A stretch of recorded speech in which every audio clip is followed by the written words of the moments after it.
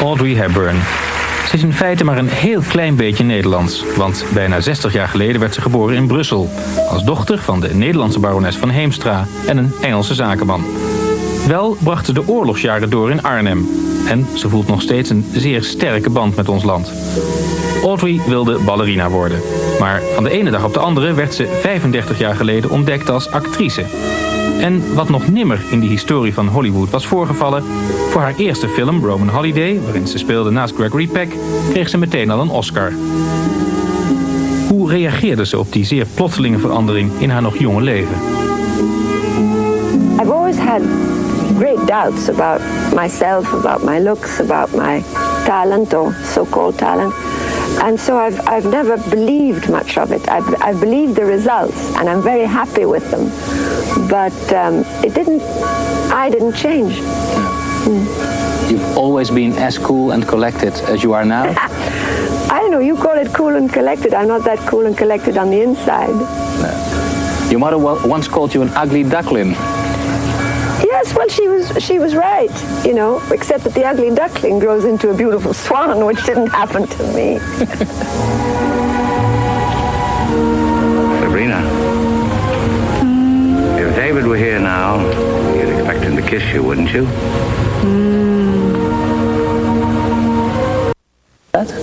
Yes, because I'm still the same way, but I've always cared terribly about my private life. And once I had my boys, I wanted to spend a lot of time with them. So what I did before my children were born is that I would do maybe 2 pictures in a year and then take a year off. Because I never quite understood how you could be a good wife and be gone all the time making a movie. Any the less than I could understand how you could be a mother if you can't take your children with you and you're not making the pictures at home. So I didn't want to leave my children, didn't want to leave my husband. And so that's why I didn't work very much. And especially once my eldest son started going to school. Yes. Because when he was smaller, he came with me. But once he started to go to school, I stayed home too. Looking back to that period, your career left you enough room to be a good mother? Good mother is, you know, only who can tell what a good mother is. Yes. But I was there. So I think that's already something. In de loop der jaren werden vele prijzen Audrey's deel. Zo kreeg ze vorig jaar nog in Frankrijk op het ministerie van Cultuur samen met Sean Connery een hele bijzondere onderscheiding. Commandeur des arts et des lettres. It was one of the rare moments where he, as we know, as Mr. Bond, was suddenly very emotional. Was it as important to you as well? Oh yes, very. What did it mean to you? Well, it's an accolade. And it's given by the government. So it's rather grand, if you like. Door haar hele leven heeft mode een belangrijke rol gespeeld in Audrey's leven. Niet voor niets opent ze op 19 november aanstaande in het Haags Filmhuis een grote tentoonstelling over de rol van de kostuums bij het maken van haar films. Daar zien we dus ook voor 1 keer nog die onvergetelijke kostuums uit My Fair Lady.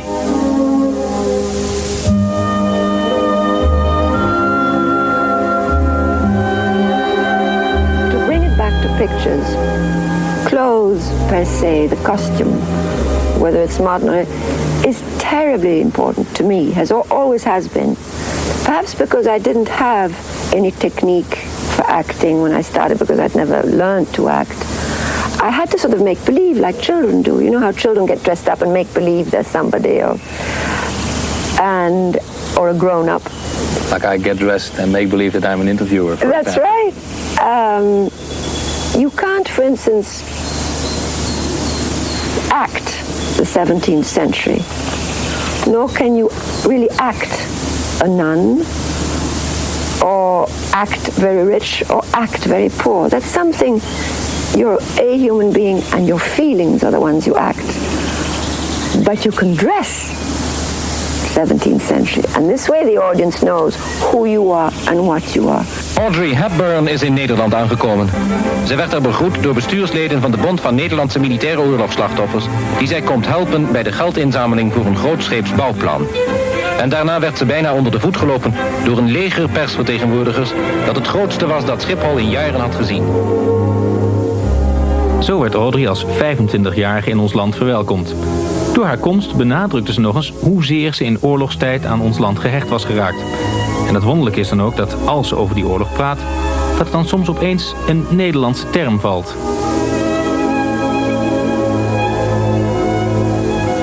In what respect did that period influence the rest of your life? Is there an influence? Enormously.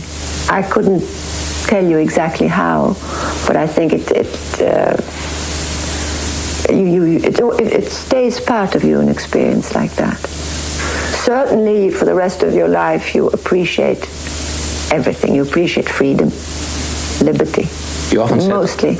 Yes, because you once said, on the one hand, I've remained infantile a long time, while on the other hand, I matured quickly because at a young age, I was very aware of suffering and fear. Yes, well, like all people then and children, one saw so much suffering, and members of my family had been shot by the Germans, and my brother had been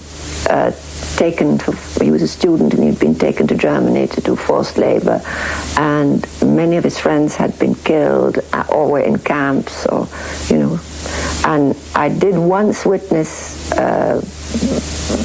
some men being tegen de muur gezet and shot for some kind of reprisal. You know how they used to make people stop and you couldn't walk on, and those things stay with you forever.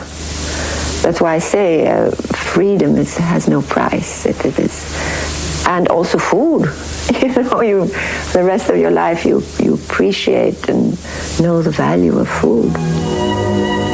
Sinds een aantal jaren is Audrey Hepburn ambassadeur van UNICEF, het kinderfonds van de Verenigde Naties. In die hoedanigheid bezocht ze onlangs onder andere Ethiopië. Ze gelooft in het werk van UNICEF en besteedt daar dan ook een groot deel van haar leven aan.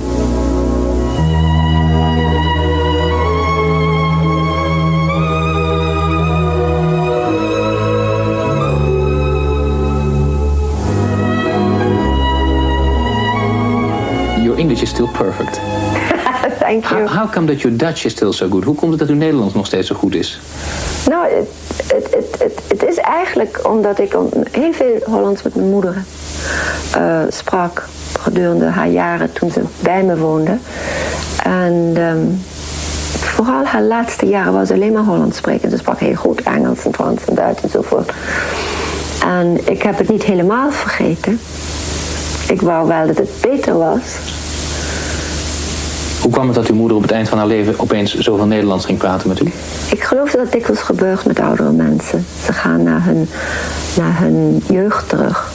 En ze sprak heel veel over de familie en over de moeder en over de jeugdherinneringen en over onze jeugd.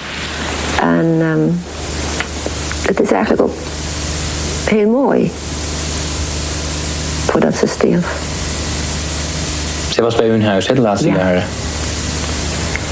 Gelukkig heb ik voor haar kunnen zorgen. Audrey is moeder van 2 zoons, Sean en Luca, en leeft sinds een aantal jaren gelukkig samen met Robert Wolders. Ze heeft nog exact dezelfde maten als 30 jaar geleden. Een tijdloze actrice die totaal geen moeite heeft met ouder worden. Een unicum dus. First of all, I have good health. Those are the worst problems. When your health goes, I still have very good health. And I have lots of friends. And I have love. And I have my sons. And I have my dogs. And as long as I have that, I don't think I'll have a problem. I think the great problem of old age is loneliness, That's why, as I said before, I was very happy that my mother could live with me for the last 10 years of her life. It was a terrible feeling, is to feel useless. In fact, my mother always wanted to be useful and really impressed it on us, that you have to be useful. And to not be needed. And to not be able to give love, I think it's even more important than receiving it. Happiness is health and a short memory, you once said. What did you mean by that? You know that Ingrid Bergman said that. I quoted Ingrid Bergman, and it's true. Health is obviously essential. And one should only remember good things. And actually it's quite easy to forget the bad things. Your first reaction to some names. Sean. It's so hard to sum up in one word because he too is my best friend. He's been a rock in my life. Enormous support. and a marvelous nature. He was born with a marvelous nature. I think he's one of the nicest human beings I've ever met. Luca. And Luca is very like Sean. He's more Latin, therefore is more expressive and volatile than Sean.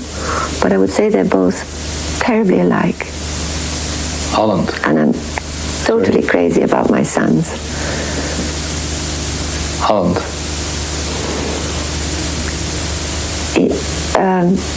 Holland, enormous tenderness. Bijna heimwee. It's my childhood. It's my family. And enormous respect through the ages. You know, Holland has been an admirable country from the early ages to today. UNICEF. UNICEF is a loving arm that reaches around the world